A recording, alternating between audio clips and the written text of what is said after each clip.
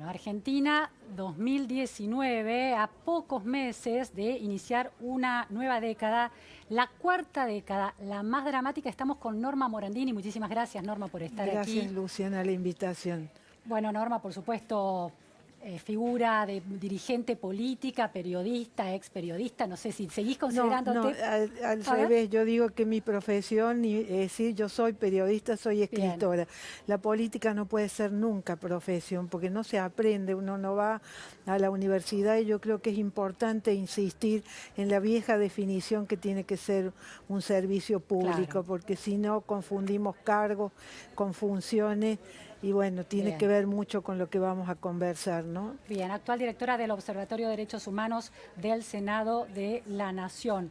Norma, usé una categoría que vos describías en La Mala Bestia, el libro sobre el Congreso por dentro, el libro sobre el Congreso de la Nación, donde decías la cuarta década democrática, la más dramática, porque reaparecieron el odio, el miedo y el cinismo.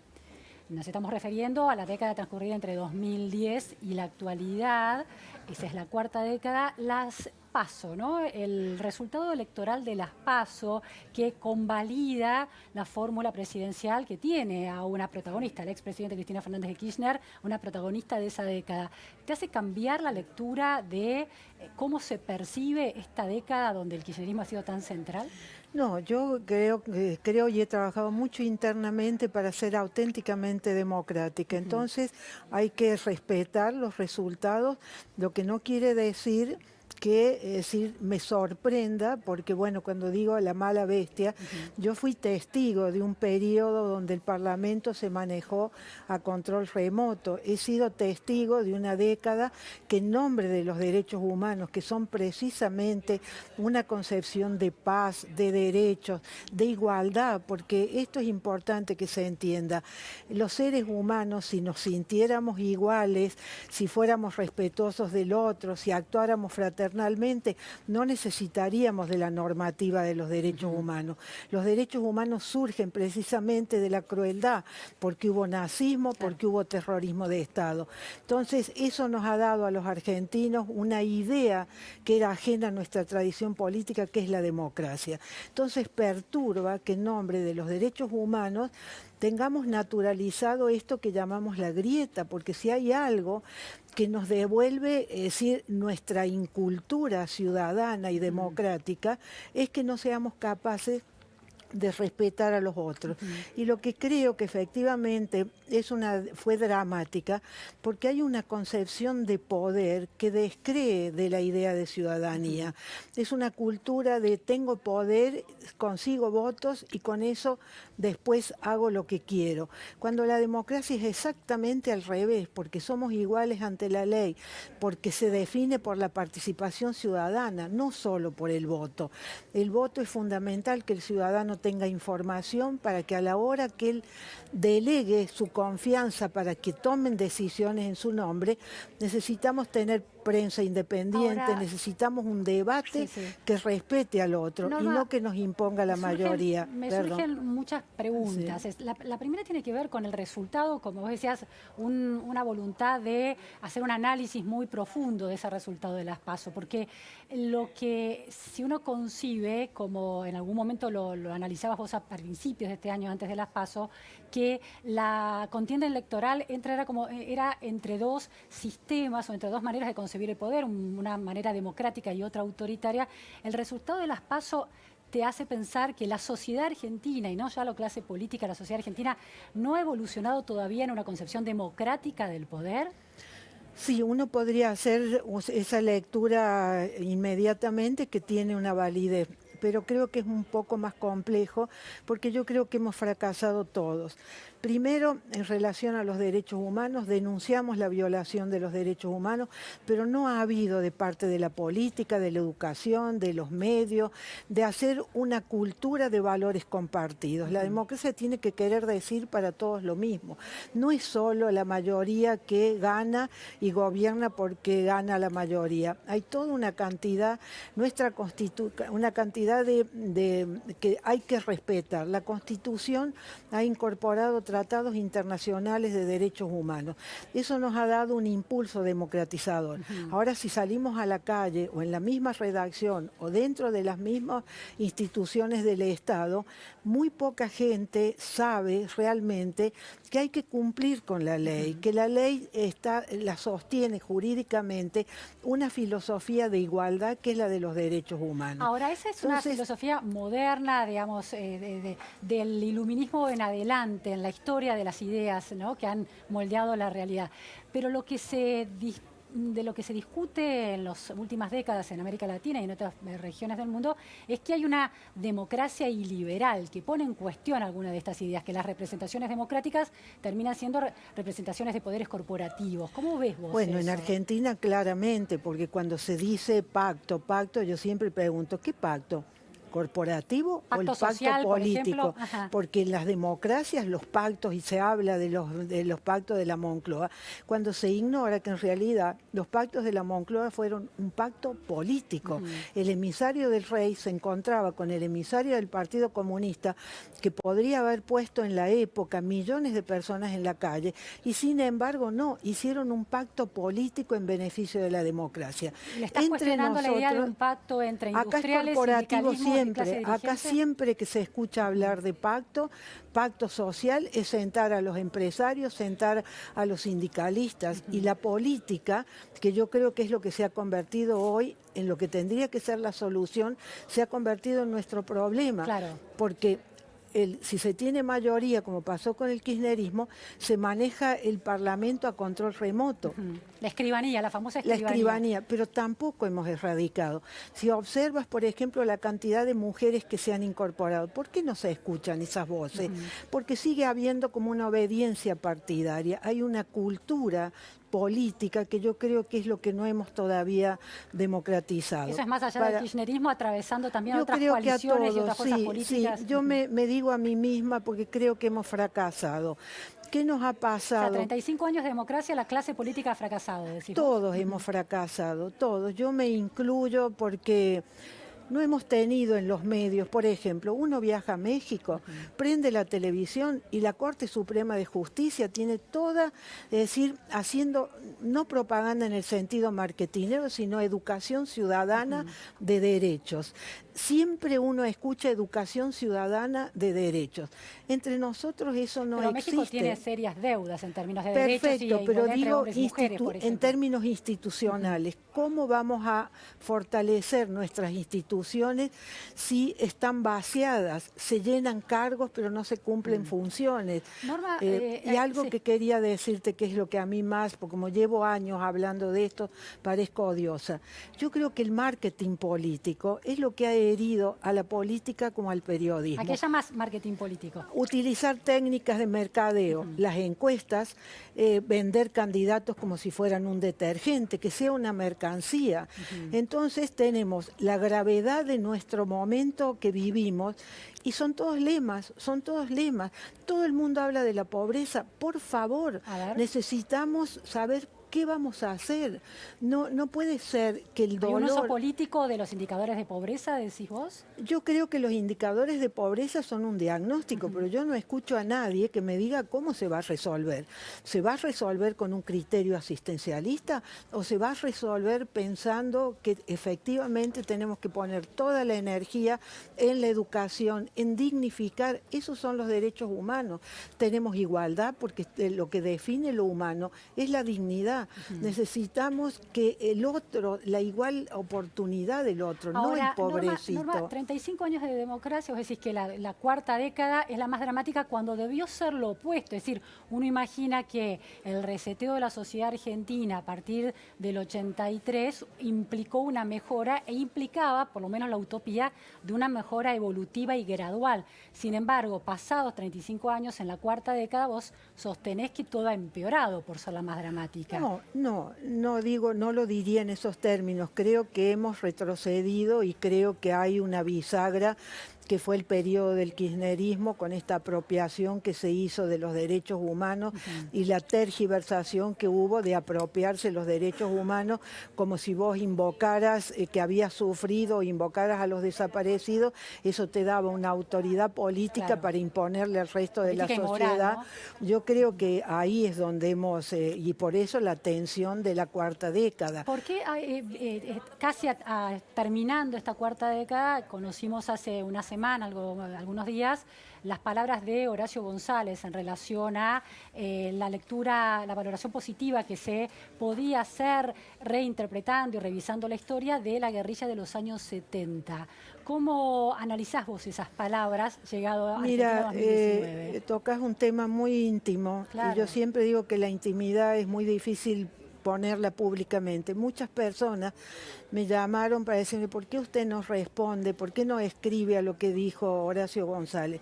Primero, que el tener víctimas no te da autoridad para hablar por otros. Y si yo tengo que hablar, que ha sido mi diálogo interior todo el tiempo, ¿qué le diría a Horacio? Le digo, ¿cómo se ve que no tenés desaparecido? ¿Cómo se ve que no has sufrido? Que no entendés lo que ha significado para tantas familias argentinas ese horror de los años 70, donde un cadáver se vengaba con otra muerte y entramos en esta espiral de violencia de la que no pudimos salir. Por supuesto que yo cuando pienso en mis hermanos, cuando pienso en todos los que no están, no puedo pensar, no les pongo calificativos, pero sí vivo la muerte como una inmolación para que los argentinos entendamos qué es la democracia, porque el propósito de la memoria es solo uno, es el nunca más. Mi experiencia por haber vivido entre personas atormentadas, por haber conocido, haber tocado el dolor, ¿qué es lo que nos pasa? Es decir, es la gente que menos habla, es la gente que menos grita. Yo he aprendido a desconfiar del que grita. Yo no quiero pibes para la liberación, quiero ciudadanos para la democracia. Y eso hace un cambio enorme, que pongamos toda nuestra energía para educar para la ciudadanía, para educar para la democracia. Entonces, por eso llego a este momento y ojalá yo esté equivocada, porque creo que la energía nueva de la gente joven no puede hacer que volvamos a donde hicimos las cosas mal. Pero si uno ve estadísticamente a quienes votan los jóvenes votan, apoyan a la gestión, por lo menos a la figura de Cristina Fernández de Kirchner y Alberto Fernández, ¿no? Por irresponsabilidad de los adultos, no por la buena fe de los jóvenes. Cuando yo pienso en mis hermanos, tenían 20 y 21 años, es decir, cuando veo lo que significa esa edad, lo que veo hoy con la distancia social que hay, con la pobreza, con esta sociedad que cada vez se nos va escapando de las manos por la injusticia, yo puedo entender lo que siente un joven, pero me parece una irresponsabilidad enorme que personas de mi generación hablen de pibes para la liberación, porque vivimos en democracia. Entonces, ¿qué nos han significado los derechos humanos? Claro, si hay una liberación, hay una opresión, pero en democracia, ¿cuál sería la opresión? Exactamente, y además son palabras que tienen que ver con lucha, con... una matriz... Hay una gran tergiversación cuando el derecho a la protesta no te da derecho a que cometas delito en nombre de la protesta. Yo celebro que la izquierda tenga bancas en el Parlamento. Ahora, no se puede usar la democracia para atentar contra la democracia. Cuando a mí me dicen que hay que ganar la calle no es una expresión política en democracia. La calle es una expresión cuando se han cerrado todos los canales institucionales y hoy no están cerrados los canales institucionales. En términos de derechos humanos, si uno piensa en otra batería de derechos humanos, por ejemplo, el derecho a una vida digna. Con los niveles de pobreza que hay en la Argentina, ¿no está fallando la democracia también e incumpliendo fuertemente esos derechos? Y en ese contexto, la calle parece ser el lugar de expresión de excluidos que no tienen representación. No falla la democracia, fallamos nosotros, porque la democracia es el único sistema que se modifica con el tiempo. Nosotros tenemos una constitución progresista porque tiene una filosofía jurídica de derechos humanos. Los derechos humanos no se miden por la cantidad de tratados internacionales que el Estado argentino firma, que Casi siempre es el primero, pero somos los últimos en cumplir. Entonces tenemos que construir un Estado de Derecho. ¿Qué significa el Estado de Derecho?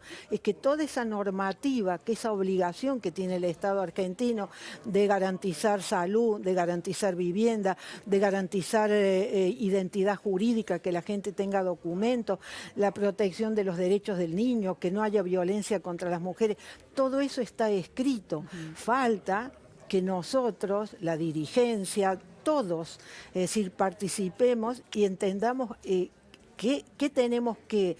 Entendamos esa filosofía, porque lo que aparece es una concepción de poder que me parece a mí que descree. Norma, en relación a esta concepción de poder que de alguna manera lo que hace es no terminar de comprender el juego de la democracia, que no es solamente un acto electoral, sino que es el respeto de las minorías, ¿no? Antes que el ejercicio del poder de las mayorías. En ese contexto, la idea de que, una idea sostenida por muchos militantes opositores de que el macrismo es una dictadura, ¿cómo lo ves vos a esto? Porque no han vivido en dictadura, no puedo ni siquiera tomar en serio. A veces me dicen, ¿por qué no salgo yo a responder cosas que se escuchan? Primero, que yo no concedo que haya tribunales que nos digan a los argentinos sobre los artículos que escribimos, sobre cómo pensamos o sobre lo que vamos a decir, porque si hay algo que es el corazón fundamental de la democracia, es el derecho a decir, a que nadie sea perseguido por las opiniones. ¿Me vas a decir cuál es el límite? Sí, hay un límite fundamental, que es que no se puede incitar a la violencia.